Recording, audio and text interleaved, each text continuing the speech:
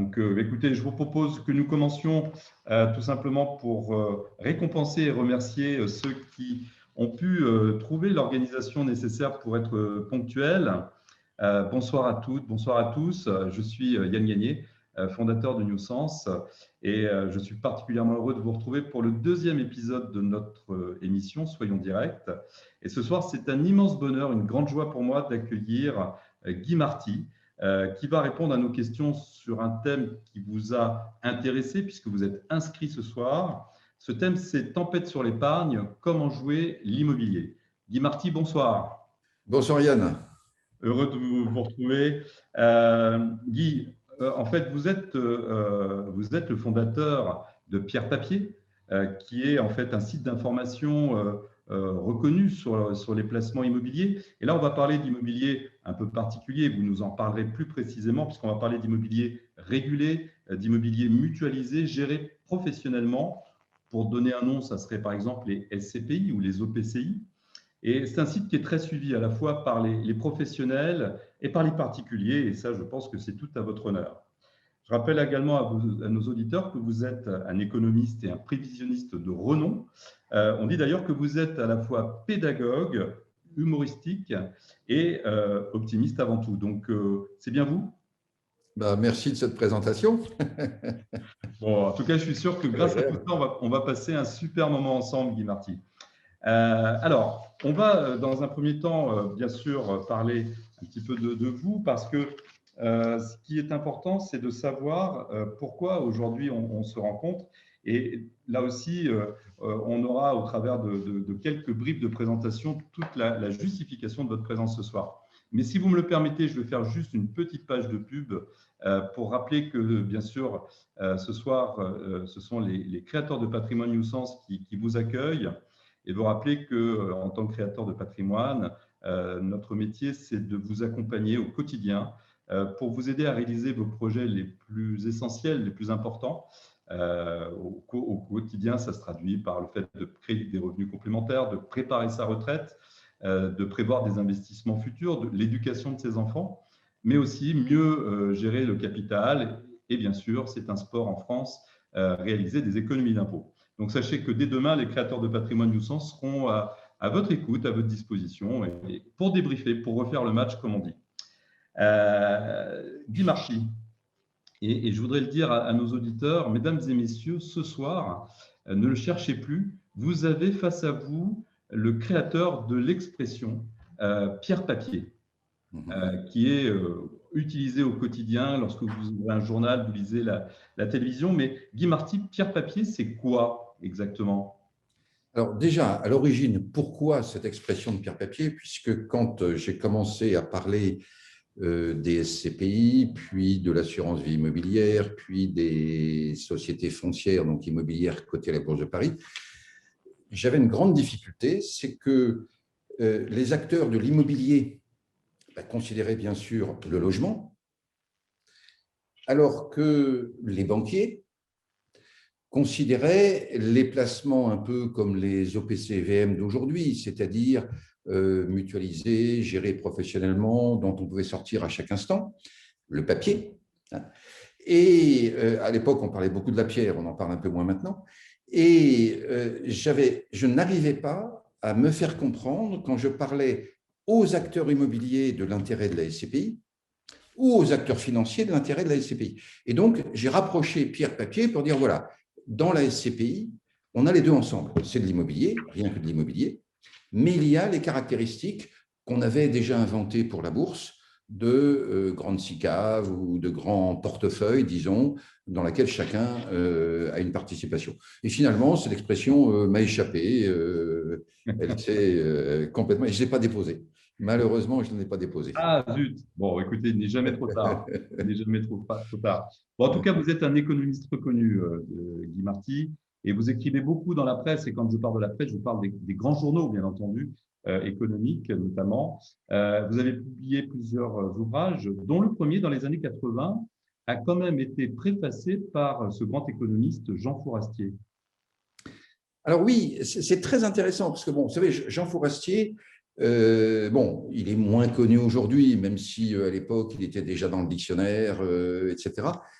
Je trouve que c'est dommage d'ailleurs que c'est un homme qu'on ait oublié, parce que c'est l'un des rares économistes qui a annoncé parfois 30 ans à l'avance ce qui allait se passer dans l'évolution de la société, de l'économie, etc. Et il se trouve que je lui ai envoyé mon manuscrit, et un jour il m'a téléphoné. Alors j'étais très très impressionné parce que j'étais dans le bureau de la banque où je travaillais, je décroche le téléphone et j'entends « Allô, Guy Marty ?» Je dis « Oui, ici Jean Fourastier. » Ah, bon, ça fait drôle. Et donc on a pris rendez-vous et il m'a dit « Jeune homme, j'ai appris 2 choses dans votre livre, donc je vais vous faire la préface. » Alors, dans les 2 choses, il y en a une qui était tout à fait anecdotique et qui n'a plus d'intérêt aujourd'hui. Mais la deuxième, c'est vraiment quelque chose qui l'avait frappé, parce que je prenais l'exemple, alors c'était le début des années 80, mais je prenais l'exemple de quelqu'un qui venait de prendre sa retraite, et je montrais que c'est un jeune homme donc, qui avait vendu sa maison avant de partir à la guerre en 1914, et avec moins d'une décision tous les 10 ans, finalement, au moment de prendre sa retraite, il avait 70 maisons. Et alors, si on veut le mettre à jour, et je l'ai fait sur Pierre Papier tout récemment, ce n'est pas difficile, vous tapez Google « l'investisseur qui gagne » et crac, vous tombez sur cet article de Pierre Papier. Et en fait, j'explique qu'un garçon né en 1952, auquel ses parents en 72 ont donné la valeur d'un studio, hein, c'est-à-dire à l'époque 70 000 francs, on dirait aujourd'hui 10 000 euros. Hein, les prix ont un peu changé. Hein. En fait, en 4 décisions, il a pris sa retraite en 2014 avec 7 500 000 euros. Et c'est terrible, et c'est le choc qu'avait eu Jean Fourastier. Bon, je peux dire que déjà, c'est là qu'on voit les grands. Jeune homme, j'ai appris quelque chose, c'est quand même grand. Et en fait, c'est toujours un choc parce que ça veut dire que dans l'actualité ambiante, on ne dit pas ce qu'il faut. S'il suffit de 4 décisions pour multiplier en une vie sa mise par 750, normalement, tout journaliste devrait faire fortune, tout économiste devrait faire fortune. Que se passe-t-il? Et ça soulève vraiment le problème de l'aspect un peu illusoire de l'information quotidienne qu'on reçoit. Voilà. Et on a eu avec Jean Fourastier des discussions intéressantes, et à partir de là, j'ai eu le grand plaisir de le connaître. Mais c'est vrai aussi, le fait qu'il ait préfacé mon livre, ça l'a un peu aidé. Bon, en tout cas, vous êtes le créateur de l'expression Pierre Papier, et lui, on le sait, c'est celui qui a créé les 30 Glorieuses. Là aussi, donc on parle. Alors peut-être un peu moins aujourd'hui, mais c'est quelque chose qui a réellement consacré son travail. Non, ce qui est fascinant, juste pour rester là-dessus une seconde, c'est que Jean Fourastier avait écrit en 1946 un livre justement sur les ruines de la guerre, où il avait annoncé les 30 Glorieuses. Il n'avait pas encore appelé comme ça. Hein, mais il avait annoncé, ça s'appelait le grand espoir du XXe siècle, il avait complètement annoncé l'élévation formidable du niveau de vie. Et ça, aucun autre économiste n'avait fait. Et oui, c'est ça, en fait, les économistes et les prévisionnistes. Donc, vous en faites partie. Et c'est vrai que sans le savoir, nombre de vos prévisions ont un peu bercé notre vie. Alors, dans Soyons Direct, on aime bien les anecdotes. Et vous venez de nous en citer une. Mais est-ce que vous avez d'autres anecdotes et peut-être la plus drôle que vous ayez pu prédire au niveau de vos prévisions? En matière de prévision, alors déjà, il faut quand même que je précise que pour moi, j'appelle ça du karma. C'est-à-dire que quand j'annonce quelque chose, en général, ce n'est pas le moment de l'annoncer, évidemment. Sinon, ce serait trop facile. Et quand ensuite ça se produit, évidemment, personne ne se souvient que je l'ai dit. Enfin, c'est normal. Alors, j'ai envie de donner un exemple sérieux, un exemple pas sérieux. Il y a un exemple sérieux qui est justement ce livre préfacé par Fourastier. Ce qui est quand même très intéressant, c'est qu'à l'époque, il n'y a eu aucun article dans la presse financière, économique et financière. Aucun. Alors qu'il y a eu, je peux dire, un bon pressbook, c'est-à-dire que j'ai fait un tabac dans Paris Match, j'ai fait un tabac dans Marie-Claire. À la télé, à l'époque, je suis passé avec Philippe Bouvard un dimanche de Pâques pluvieux. Alors ça aussi, ça délivre. Je suis passé, pour ceux qui ont un certain âge, juste avant Casimir à la télévision. Mais bref, le monde économique et financier a complètement boudé ce livre qui finalement s'est vendu auprès du public. Quel était mon crime? Et c'est très intéressant. Vous savez, en 81, il y a eu une nationalisation boursière. Bien sûr. Et donc, la bourse était décapitée. Et moi, à ce moment-là, je disais que la bourse était beaucoup, beaucoup, beaucoup trop basse et qu'elle était condamnée à monter très fortement à long terme. J'expliquais que la bourse, de toute façon, même avant que Mitterrand arrive, était beaucoup trop basse. Et donc, je disais, voilà, pour les 10-20 prochaines années, la bourse est obligée d'être extraordinaire. Bon, et ça, c'était interdit de le dire à cette époque-là. Hein. Et puis, ben voilà, si vous faites le calcul en 2000, entre 80 et 2000, ou 82 et 2000, bon, la performance boursière moyenne, enfin, si on prend les indices, si vous voulez, c'était 17% par an, hein, dividende réinvesti. Donc, ça a été la meilleure période boursière depuis très longtemps, longue en plus, avec bien sûr des hauts et des bas terribles, qui à chaque fois font oublier justement les tendances long terme. Mais voilà, donc ça, c'est la chose, c'est que moi, je suis très fier d'avoir été bien accueilli par Marie-Claire et pas par la presse économique pour quelque chose qui finalement était une bonne prévision. Mais comme je dis, c'est le karma, c'est-à-dire qu'au moment où vous dites quelque chose de vraiment intéressant, ça ne peut pas être reçu. Hein. Alors, la plus drôle de prévision que j'ai faite, c'était en 96. Il se trouve qu'à ce moment-là, le taux de fécondité, 96-97, était descendu très bas en France. Il était descendu à 1,6. Et la tonalité de nos dirigeants était de dire la France vieillit. C'est d'ailleurs pour ça qu'on a fait une erreur dans l'immobilier. C'est à ce moment-là qu'on a commencé à ne plus construire assez. On a mis fin, dès 1997, on a mis fin au périsol parce que le ministre du Logement de l'époque m'a expliqué, écoutez, arrêtez, les Français ne font plus d'enfants, on n'aura pas besoin de logement. La France est vieillissante. Bon. Et moi, bon, déjà, je n'étais pas d'accord avec ça, mais j'ai annoncé que le taux de fécondité allait remonter très brutalement et très vite. Et ça s'est passé, puisqu'en 2000, il avait dépassé les 2. Hein. Et un jour, on m'a demandé comment j'avais pu prévoir ça, parce que ce n'est pas des choses évidentes, le taux de fécondité. Et alors, j'ai avoué pourquoi j'avais annoncé ça. Et en fait, j'ai annoncé ça grâce à Télé 7 jours. Pourquoi? Bon, il se trouve simplement que chez moi, il y avait le Télé 7 jours pour les programmes télé. Je ne sais même pas si ça existe encore d'ailleurs. Et je vais remarquer que d'un seul coup, il y a eu un grand changement de comportement de la part des actrices. Et que ce soit les actrices américaines ou les actrices françaises. C'est-à-dire qu'avant, les jeunes femmes voulaient être indépendantes, fières, seules, éventuellement un mec, mais disons en restant indépendantes, etc. Et d'un seul coup, on avait des jeunes actrices qui expliquaient que leur grand rêve, c'était d'avoir un bébé. Et puis leur grand rêve, c'était d'être maman. Et on commençait à avoir des photos de telle ou telle actrice américaine, anglaise, française, avec un bébé dans les bras ou qui était enceinte et qu'elle allait accoucher. Et je me suis dit, mais ça y est, c'est reparti. Et en fait, il faut suivre les artistes parce que soit ils sentent avant les autres les évolutions de la société, soit on a un peu envie de les imiter, soit les deux. Mais j'avoue que quand j'ai annoncé la méthode que j'avais employée à l'époque pour annoncer cette hausse du taux de fécondité en France, j'avoue que ça a fait un peu drôle sur le plateau. La méthode Télé 7 jours, donc. Voilà. Bon, en tout cas, c'est une vraie prévision et elle s'est avérée juste, encore une fois. Guy, on va en venir à notre sujet parce que, en fait, comme beaucoup, je suis un fidèle lecteur de vos billets et je dois avouer que celui qui a inspiré notre émission de ce soir, c'était un billet de février dernier qui s'intitulait Prévision météo, virgule, tempête sur l'épargne. Et vous proposiez de prévoir la météo, en tout cas de l'entrevoir, et en particulier quel temps il allait faire sur l'épargne, sur la bourse, sur l'immobilier. Alors, Guy, moi j'ai envie de vous demander, dans ce cadre-là, quelles sont aujourd'hui vos prévisions? Alors, avant de dire ça,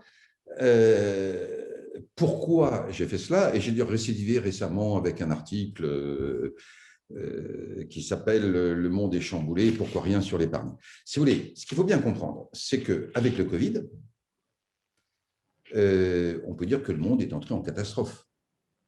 Alors, on nous parle aujourd'hui d'un rebond, je veux bien. c'est vrai que ça y est, à Paris, puisque je ne suis pas encore allé,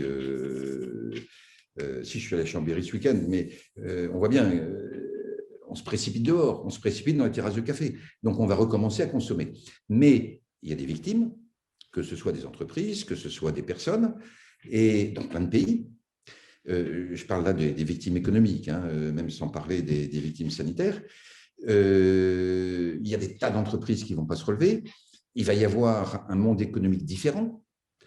En plus, le contexte est très délicat parce qu'on va s'apercevoir que l'Allemagne redémarre beaucoup plus fort que la France, par exemple, que la France redémarre mieux que l'Espagne. Ces déséquilibres entre pays, ça va faire quoi? Donc, le monde est vraiment totalement chamboulé.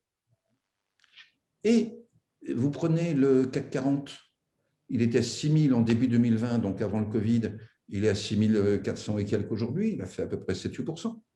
Vous prenez même, et encore, la bourse de Paris est la dernière de la classe, hein, mais vous prenez le Dow Jones, par exemple, il a progressé de 20% entre le début 2020 et aujourd'hui.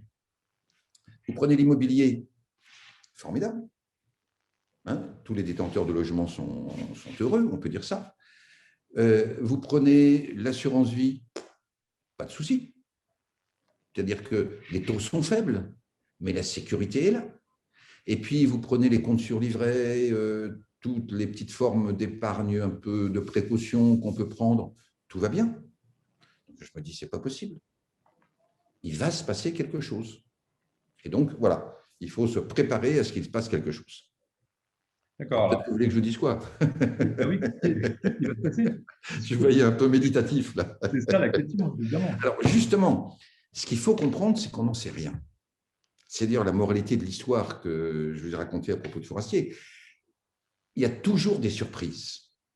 Et une surprise, elle ne s'annonce pas avant. Ça pourrait venir des taux.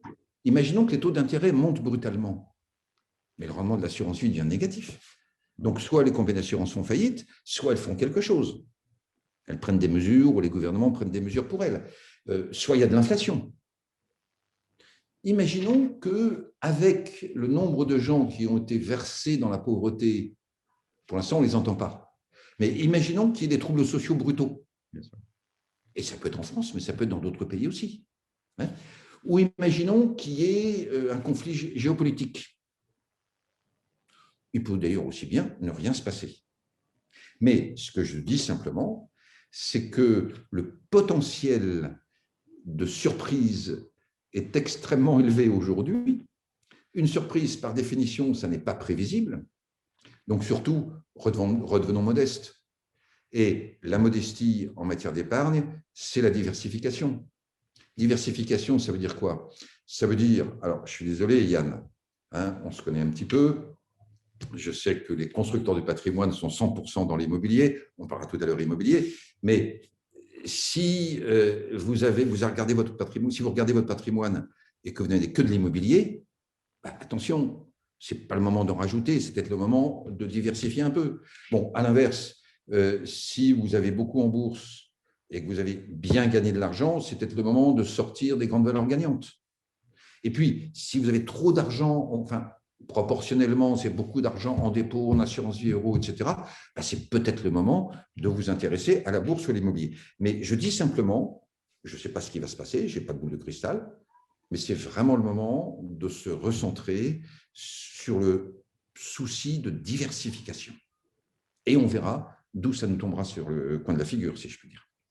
Alors, ce que vous dites est simple, effectivement, en compréhension, et c'est tout l'intérêt. Un des points également, c'est de voir aujourd'hui l'euro, et notamment ce qui permet d'avoir des rendements sur notamment des fonds en euros. On est très, très souvent questionné par nos clients qui franchissent régulièrement le pas, puisque vous parliez effectivement de notre approche de créateur de patrimoine, pour arbitrer des contrats d'assurance vie, notamment, qui sont investis en euros, en fonds euros, vers de la SCPI avec des logiques qui sont des logiques de rendement. Moi, je voudrais simplement, Guy, qu'on revienne, puisqu'on c'est dans le titre de notre émission, on a fait un point sur la météo, mais justement, pour l'immobilier, comment est-ce que vous voyez les choses aujourd'hui en matière d'immobilier? Alors, je vais être un petit peu brutal. hein, Allez, parce que je crois qu'il faut soyons être directs. direct, hein, c'est le nom de C'est ça. l'émission.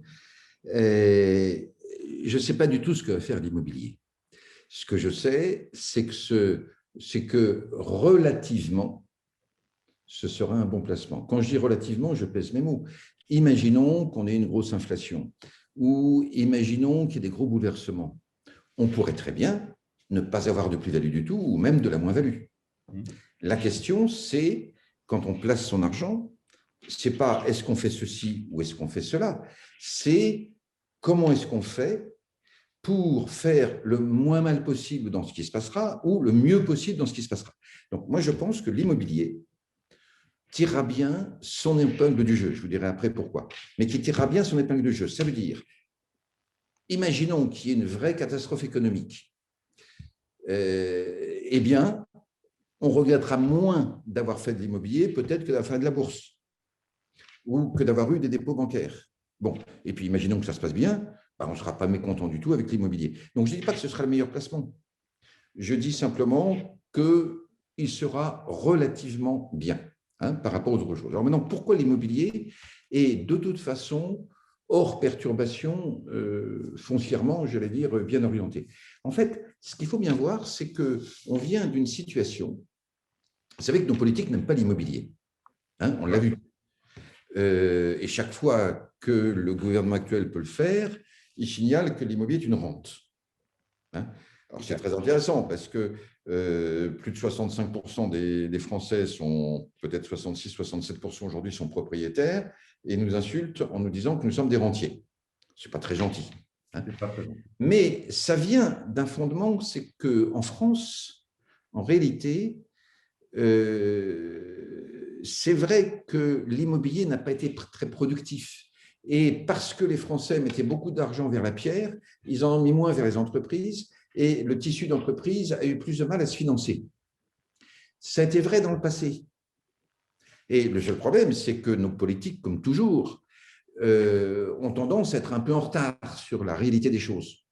Alors qu'aujourd'hui, en fait, l'immobilier est un vrai enjeu pour même tout simplement la prospérité économique. Et je vais vous prendre 3 exemples.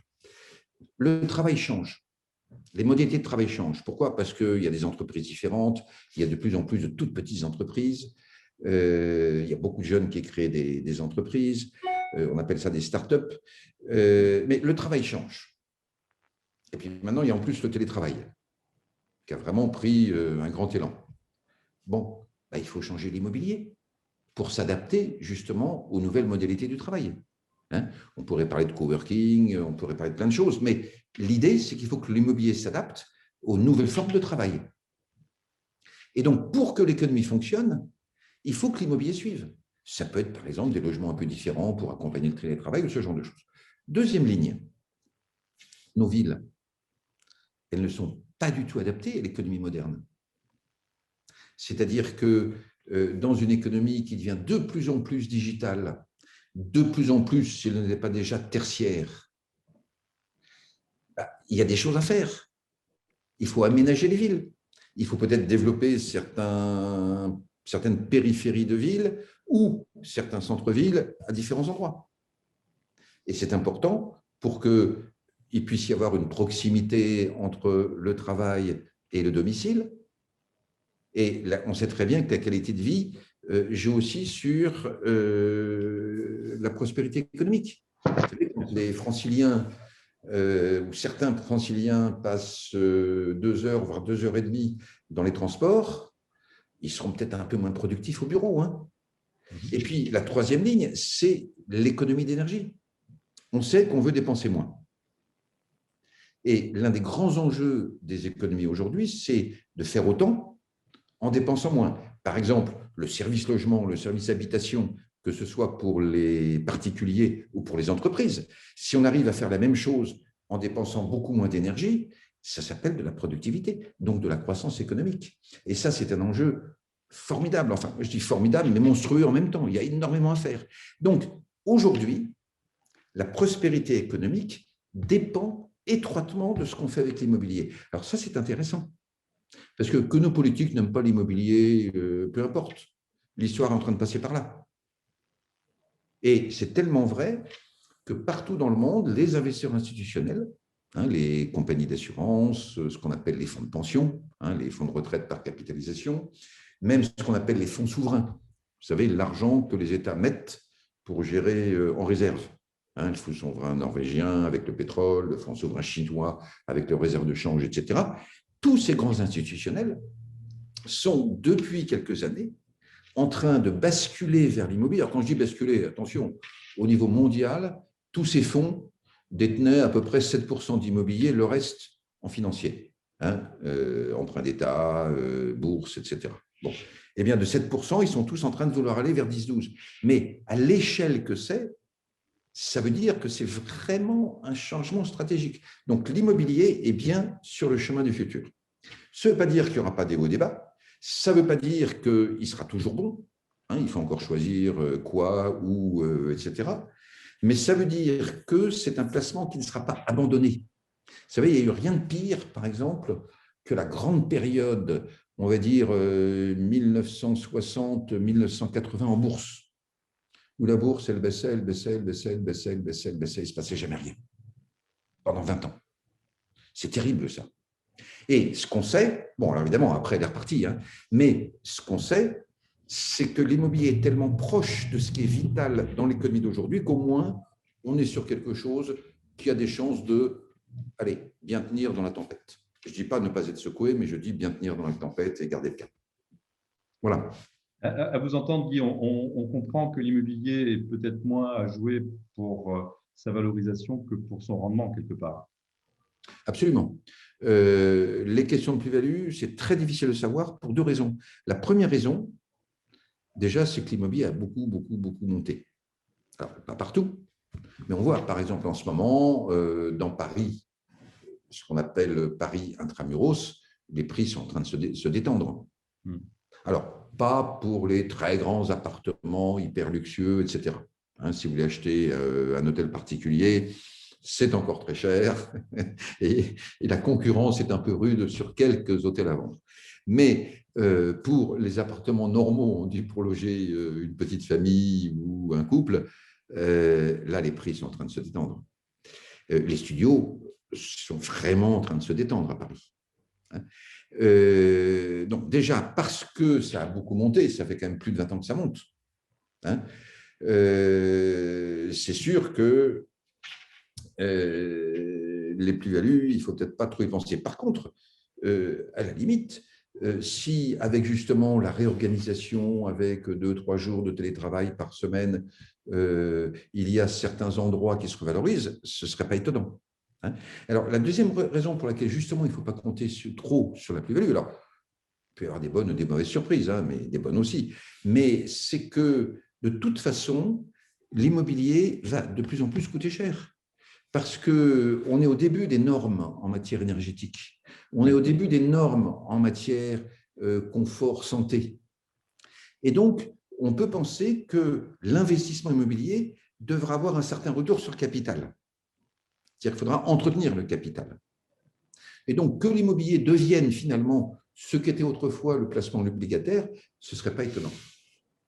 Mais je suis quand même très prudent en disant ça. C'est-à-dire que moi, je crois que l'immobilier, c'est assez sage, si vous voulez, de dire, bon, ben voilà, en restant dans les bonnes règles de la diversification, c'est quelque chose qui est bien sur ligne d'avenir. Mais c'est un sujet compliqué, il ne faut pas l'oublier.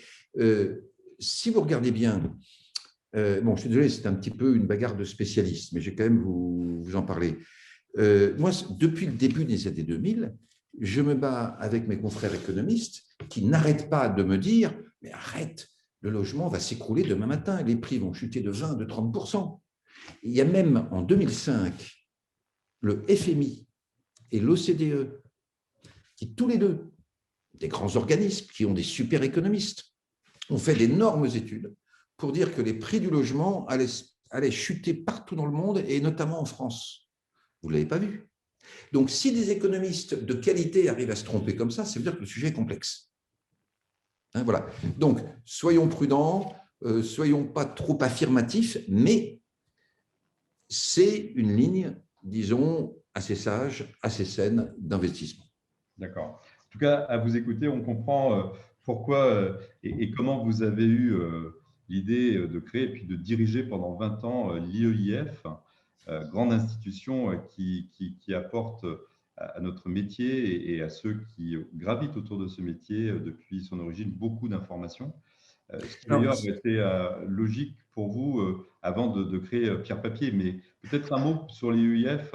un mot, oui, parce qu'on est bien dans le sujet. En fait, bon, à l'origine, l'IEIF avait été créé parce que Pierre Papier, justement, c'est-à-dire que même au niveau des chiffres, les gens de l'immobilier pensaient que SCPI, Assurance Vie Immobilière, enfin, foncière cotée en bourse, les gens de l'immobilier pensaient que c'était les financiers qui s'en occupaient et les financiers pensaient que c'était les gens de l'immobilier qui s'en occupaient. Donc, il y avait un vide. On va peut-être préciser que l'IEIF, c'est un acronyme, ce sont des initiales, c'est l'Institut de l'épargne immobilière et foncière. Oui. Hein, voilà, et c'est une association qui avait pour but justement de faire des statistiques sur ce domaine abandonné au carrefour entre finance et immobilier. Bon. Et très vite, on s'est aperçu que nos amis économistes, finalement, parlaient de l'immobilier sans le regarder. Et en fait, ce qui a fait la grande pérennité, je dirais, et la notoriété également internationale de l'immobilier, c'est justement qu'on a fait de l'économie immobilière. On s'est dit, voilà, on va regarder pour de vrai de l'immobilier. Et par exemple, quand le FMI et l'OCDE ont publié leurs études sur le fait que le logement allait s'effondrer en France, ils annonçaient une baisse de 30%. On a répondu, vous inquiétez pas, les ménages ne liront pas ces études, ils ne sauront pas qu'ils n'ont pas assez d'argent et ils continueront à acheter. Mais on avait argumenté. Autrement dit, on avait indiqué à l'époque quelles étaient les erreurs de lecture qui pouvaient amener, avec de très bonnes intentions, à mal interpréter, disons, des ratios qui sont plus d'actualité ou des situations qui sont plus d'actualité. Je vais donner un tout petit exemple qui est très simple. Traditionnellement, on regardait le rapport entre le prix d'un logement et le revenu des ménages. Oui, bien sûr. Et d'après ce ratio-là, a complètement dérapé. Sauf que aujourd'hui, les ménages ne regardent pas le rapport entre le prix et le revenu, ils regardent le rapport entre combien ils payent de loyer et combien ça leur coûterait de s'endetter. Et à ce moment-là, le passage, les vases communicants sont tout à fait différents. Et puis, par exemple, dans les années 60, quand ce ratio avait été établi, c'était quand même surtout l'homme qui ramenait les revenus, pour caricaturer. Aujourd'hui, les deux membres du couple ont un revenu. Mais ça change tout pour le banquier. C'est plus du tout pareil. Et puis une troisième chose, qui ça n'a pas encore tout à fait été intégré par les économistes, alors que c'est évident, c'est que dans une société industrielle, quand il y avait une crise, il y avait un chômage parfois très dur. On l'a vu avec les sidérurgies, on l'a vu les textiles, etc. Aujourd'hui, dans une société tertiaire, les jeunes ont beaucoup de mal à rentrer sur le marché du travail. Mais quand ils sont rentrés, ils y sont. Autrement dit, même un banquier n'hésite pas à prêter à un jeune qui a un emploi, parce qu'il sait qu'il restera dans le travail et dans l'activité. Et donc, il y a plein de choses qui ont changé, qui font qu'un vieux ratio sur lequel s'appuyaient les économies ne fonctionne plus. Donc, tout ça pour dire que le logement est quand même, de toute façon, quelque chose de complexe. On ne sait pas non plus ce qui va se passer du point de vue des normes de qualité. Et nos gouvernements, et ça, ce n'est pas typiquement français, ont la manie des normes. Et donc, on est tous en train d'aller vers des qualités de plus en plus grandes, sauf à perdre de la valeur, si vous voulez. Donc, voilà, il faut s'attendre à ce qu'on ait un certain argent à dépenser pour entretenir la valeur du capital. Et donc, comme vous l'avez dit, que l'immobilier soit plus une valeur de rendement qu'une valeur de plus-value. C'est très clair dans votre exposé. Et on peut peut-être souligner, quand vous en parlez, que finalement, vous avez parlé du banquier qui est un allié. En tout cas, on fait en sorte qu'il le soit dans les opérations que permet de bénéficier de ce formidable effet de levier, celui du crédit, de pouvoir acheter avec l'argent que l'on n'a pas. Et je rappelle toujours, et les créateurs de patrimoine du sens le rappellent à tous leurs rendez-vous, que finalement, il n'y a qu'en immobilier qu'on peut aller avec du crédit. Les autres placements aujourd'hui, que ce soit l'assurance vie, que ce soit le compte titre et le PEA, ne le permettent pas. Et en plus de bénéficier d'avantages fiscaux qui sont effectivement là aussi des leviers supplémentaires. On a bien caricaturé ça en disant que finalement, on va acheter avec l'argent que l'on n'a pas, celui du banquier, et avec l'argent qu'on n'a plus, celui de la fiscalité qui va tout simplement être aiguillé autrement et au bénéfice de l'investisseur qui va pouvoir répondre à ses objectifs de vie dont on parlait un tout petit peu plus tôt. Mais j'aimerais, Yann, si vous voulez bien, donner une petite nuance, puisque le titre de cette réunion, c'est quand même Tempête sur l'épargne. Je pense qu'il faut garder à l'esprit que les deux facteurs, enfin les deux aspects qui vont vraiment durer, qui vont vraiment traverser les tempêtes, ce sont les entreprises et l'immobilier. Il y a là une pérennité. Donc, cette réunion est consacrée à l'immobilier. Il ne faut pas forcément oublier l'entreprise. Et je voudrais juste donner un tout petit détail. Vous savez qu'aujourd'hui, nos gouvernements s'interrogent. Comment vont-ils encourager l'épargne des Français, qui a été notamment accumulée au travers de la crise, vers les entreprises? Alors, il y a la solution pessimiste, ils l'imposent. Soit ils font un impôt sur l'épargne, soit ils font un prélèvement direct sur l'épargne à la banque, etc. Ce serait triste. Soit ils encouragent. Donc, on pourrait très bien voir dans les mois qui viennent un avantage fiscal spécial sur l'investissement dans les entreprises non cotées, etc. Donc, gardez un peu d'argent quand même pour le jour où il y aura cet avantage fiscal. Voilà, c'était juste un détail que je voulais donner hors immobilier. Absolument, absolument. Et nous avons cette sagesse au quotidien, je vous rassure, Guy. D'accord. Guy, on a parlé de déplacement. Un mot peut-être de l'assurance vie, votre vision aujourd'hui pour l'assurance vie? L'assurance vie, je dirais un petit peu que bon, c'est un sujet intéressant, mais il faut savoir pourquoi. Bien sûr. C'est-à-dire, au niveau placement, c'est plus intéressant. C'est-à-dire que le placement en euros, j'entends. Le placement en unité de compte, c'est-à-dire en SCPI ou en SCI ou en actions, etc., ça peut être intéressant, c'est un abri fiscal, etc. Bon. Par contre, même si ce n'est plus du tout intéressant, et c'est peut-être même dangereux, à venir s'il y avait une tempête sur les taux d'intérêt ou sur l'inflation ou sur les monnaies, si ce n'est pas intéressant pour le placement, ça reste quand même un outil successoral extraordinaire. Vous prenez une famille avec plusieurs enfants dans laquelle ce n'est pas simple, ce que les parents ont mis en assurance vie, ça ne se discute pas, ce n'est pas dans la succession, c'est l'ordre des parents qui est exécuté, etc. Vous voyez ce que je veux dire? Donc, en outil successoral, hors droit de succession, si c'est bien sûr fait de façon raisonnable dans le temps, c'est un outil extraordinaire. Donc, il faut choisir. Soit on prend l'assurance vie pour l'outil successoral, et là, c'est un très, très bon outil. Soit pour les placements, là, il faut vraiment se poser des questions. Et aujourd'hui, ce n'est peut-être pas le moment de faire des fonds en euros.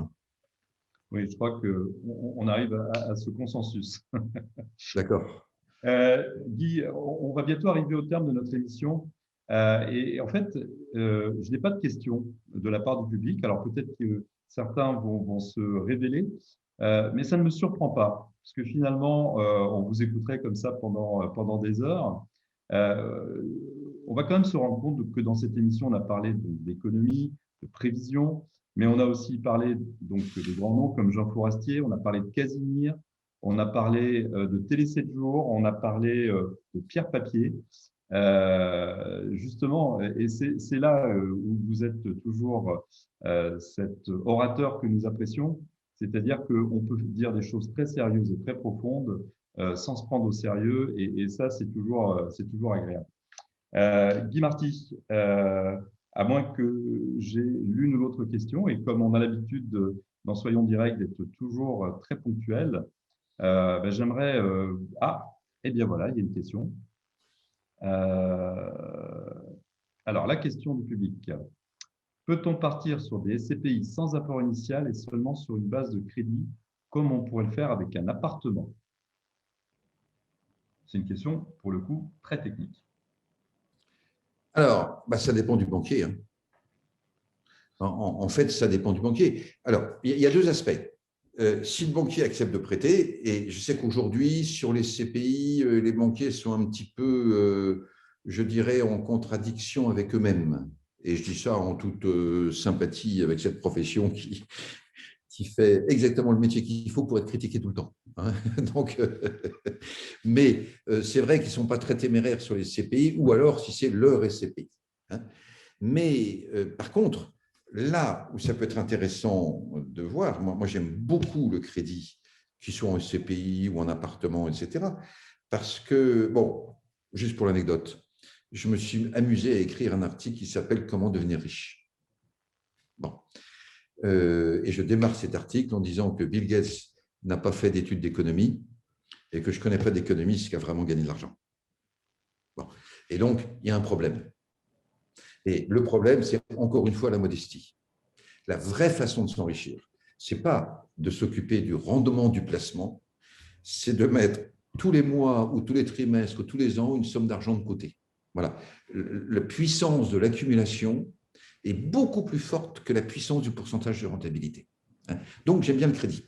La seule chose qu'il faut regarder, c'est que si on achète à crédit, il ne faut pas de pépins. Donc, il faut sans doute avoir chez soi un peu de réserve pour 2-3 mois de crédit, et puis prendre un montant de crédit qui correspond à sa situation, etc. Et puis ensuite, la situation évoluera, etc. Si on est intelligent dans la façon de mettre le bon crédit, qui fait que chaque début de mois, on remboursera, c'est comme ça qu'on s'enrichit. Vous savez, ce sera peut-être une conclusion sur l'immobilier toute simple. Est-ce que vous savez que les Français sont très propriétaires, hein, beaucoup plus que dans d'autres pays. Oui, tout à fait. Et l'une des raisons, c'est que dès la sortie de la Deuxième Guerre mondiale, on a mis en France des possibilités de crédit finalement très accessibles pour les particuliers.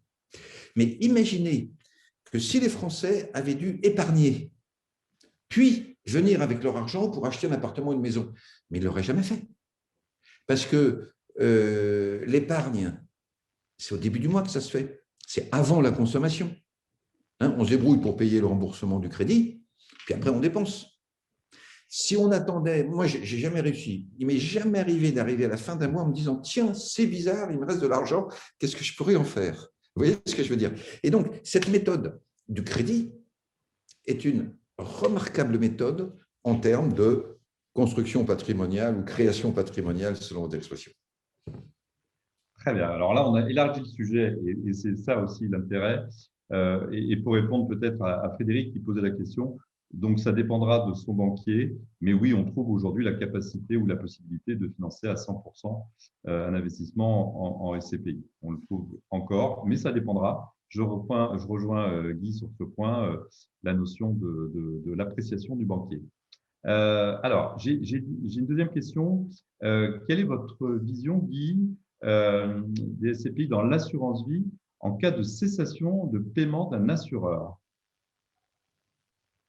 Alors, la cessation de paiement d'un assureur, c'est vraiment le scénario catastrophe. Parce que si jamais des grands assureurs, hein, on imagine que vous avez été dans une compagnie d'assurance qui est un petit peu connue, hein, mais de toute façon, il y a une association, enfin, il y a une collégialité, il y a le ministère de l'économie et des finances au-dessus, etc. Si on a cessation d'une compagnie d'assurance, ça veut dire que même peut-être l'argent à la caisse d'épargne, on ne l'aura plus, et que même peut-être l'argent à la poste, on ne l'aura plus. Autrement dit, on est vraiment dans le scénario catastrophe le plus absolu. Hein. Allons au bout. Hein, je veux dire, il y aura d'autres problèmes, si vous voulez, tellement graves qu'on ne se posera même peut-être plus la question de quel assureur il s'agissait. Alors déjà, il y a des mécanismes entre assureurs en France et à l'échelle européenne. Et la raison pour laquelle, par exemple, a été votée la loi Sapin 2, qui autorise les assureurs à suspendre les remboursements pendant éventuellement très longtemps, hein, jusqu'à 2 ans, hein, c'est que l'Europe a compris, et bien sûr la France aussi, qu'il pouvait y avoir des secousses sur l'assurance Et donc, ils ont voulu absolument sécuriser les assureurs. Donc, un scénario catastrophe sur l'assurance est assez peu vraisemblable. Au pire, il pourrait y avoir une suspension de remboursement pendant un certain temps. Ça, c'est la première chose. Maintenant, le grand avantage justement des SCPI, c'est comme celui des unités de compte, c'est qu'on ne peut pas à chaque fois être perdant. C'est-à-dire, quand les assureurs ont voulu développer les unités de compte, c'était pour transférer la responsabilité du placement à leurs assurés. Dans un fonds euro, l'assureur vous paye un intérêt, même s'il est très faible aujourd'hui, mais il se débrouille. Il est obligé de vous payer un intérêt qui soit supérieur à 0%. Bon. Dans l'unité de compte, vous avez la rentabilité de votre placement. Si vous avez pris une unité de compte en bourse américaine, par exemple, eh ben, votre argent avait baissé de 20% en avril 2020. Pareil pour la bourse de Paris. Bon. Et puis après, ça remonte. Donc, l'assureur avec l'unité de compte ou la SCPI s'est déchargé de toute responsabilité sur la performance du placement. Ce qui veut dire qu'il pourrait très bien, alors juridiquement, c'est en train d'être mis en place, ce n'est pas encore fait, mais à la limite, on pourrait très bien dire, ben voilà, il vous donne l'argent à la valeur qu'il y a, et comme il était obligé de cantonner cet argent-là, l'argent des unités de compte, l'assureur l'avait mis à part. Donc, si les choses ont été faites selon la régulation, il n'y a aucun problème sur l'unité de compte. Voilà ce que ça veut dire. Donc, aucun problème sur les CPI. Cela dit, la grande discussion qui est en sujet actuellement, c'est que est-ce qu'on pourrait reprendre l'argent au prix de la SCPI ou est-ce qu'on aurait le droit de reprendre les parts de SCPI? Et là, tout le monde serait encore mieux protégé, mais ce n'est pas encore fait. D'accord, pas encore. C'est une bonne question, parce qu'aujourd'hui, je pense qu'il faut se poser des questions. Tiens, s'il y avait un peu de vent un peu fort, qu'est-ce qui se passe? Et il faut savoir que l'assurance vie peut être bloquée au niveau liquidité. Et c'est une loi qui a été votée il y a quelques années. Absolument, on s'en souvient. OK, parfait. L'autre question d'ailleurs du même auditeur, c'est est-il plus intéressant de placer des SCPI dans l'assurance vie plutôt qu'en direct? Alors, il n'y a pas de réponse globale. Si c'est pour un outil successoral, l'assurance vie, enfin, vous avez des SCPI, bon, vous les mettez dans l'assurance vie, bah c'est hors impôt, etc., etc., et vous pouvez partager comme vous voulez vos enfants. Si c'est en direct, ça rentrera dans la succession. C'est encore un outil successoral parce qu'il est plus facile de répartir un nombre de parts entre plusieurs enfants ou plusieurs héritiers, surtout si c'est complexe, qu'un appartement ou un bien immobilier ou foncier, si vous voulez. Donc, la SCPI peut être bien pour la succession, l'assurance vie peut être différente si vous décidez de ne pas obéir complètement aux règles de la succession. Vous savez, il y a la quotité disponible, elle est limitée. Imaginons, on a souvent ça dans le cas, par exemple, des enfants inadaptés. Bon, les parents veulent favoriser un enfant inadapté. Ben, il faut le faire en assurance vie. Parce qu'à ce moment-là, ils n'ont aucun compte à rendre. Ce n'est pas dans le droit successoral. Mais sinon, la SCPI dans l'assurance vie, il y a moins de fiscalité. Mais par contre, on ne peut pas acheter à crédit. On ne peut pas non plus faire de montage, vous savez, entre nue propriété et usufruit. Donc, si c'était juste pour avoir les SCPI cash, peut-être qu'il vaut mieux les garder en direct, parce que le coût de la fiscalité par rapport au coût des frais dans l'assurance vie, je ne sais pas. Ouais. Donc, ça s'approfondit, si vous voulez, comme question. Il n'y a pas de réponse standard, mais bon, l'assurance vie est un abri fiscal, après tout. Oui, mais ça dépend aussi de la tranche d'impôt. Exactement. Et ça dépendra aussi de savoir si on est sur un produit pour lequel on recherche un rendement très régulier. Et la détention en direct peut être une réponse plus adaptée. Bon, ceci étant dit, Guy, on sait que vous êtes le créateur et le fondateur et dirigeant de Pierre Papier. Et à partir de là, je ne vais pas vous demander de parler d'une SCPI plus que d'une autre, mais je me permets juste la deuxième page de pub de cette émission. avant sa conclusion, c'est que certaines SCPI, dont Pierreval Santé, de par l'importance des actifs, des immeubles détenus à l'étranger, offrent des solutions fiscales aussi particulièrement intéressantes que nos créateurs de patrimoine sauront développer auprès de leurs prospects et de leurs clients. Guy, on arrive au terme de cette émission. Je voudrais vous laisser le mot de la fin, bien entendu. Le mot de la fin, c'est que je souhaite à chacun et chacune beaucoup de chance dans ses placements et dans sa vie financière, hein, parce qu'on est là pour réussir cette partie-là aussi. Eh bien, écoutez, on va dire beaucoup de chance. Vous le voyez derrière moi, il y a effectivement le logo de Pierre Papier. Donc, je ne saurais que vous inciter à vous-même aller vous inscrire sur ce site. Vous verrez, c'est très riche. Et les billets de Guy Marty que vous avez, pour certains, découverts ce soir ou revus avec plaisir pour d'autres, sont toujours un vrai bonheur. C'est fin, c'est très circonstancié, ça apprend beaucoup. Et puis, ce sont des prévisions. Alors, on dit souvent de Guy Marty qu'au moment où il fait ses prévisions, personne n'y croit et puis elles arrivent. Donc, continuez à croire en Guy Marty comme moi je le fais. Je voudrais également remercier à nouveau Florence qui nous a tout simplement dit ce que faisait un créateur de patrimoine. Elle a cité la personne qui s'occupe d'elle, mais c'est le métier que nous faisons au quotidien auprès de nos clients. Voilà Guy, merci beaucoup. On va se réunir tous les deux dans un instant puisqu'on est tous les deux dans une salle séparée mais au même endroit. Je rappelle que cette émission Soyons Direct se faisait en direct du marché d'Aligre. Pour ceux qui sont parisiens, ça va vous parler. C'est pas loin de Bastille, c'est un endroit de vie. Et pour ceux qui ne sont pas parisiens, c'est dans le cœur de Paris. Et en tout cas, vous serez les bienvenus quand vous le souhaitez. Voilà, merci Guy, merci infiniment de nous avoir consacré du temps et avoir encore éclairé notre vision de l'actualité financière des placements et de l'immobilier en particulier, dont vous êtes un des grands spécialistes. Merci Guy, et je vous remercie c'était un plaisir. Tous auditeurs. Et allez, je vais faire une spéciale dédicace. J'ai vu que mon fils qui est à Lausanne s'est connecté ce soir. Salut mon chéri. Allez, bonne soirée à tous et à très bientôt sur cette enseigne.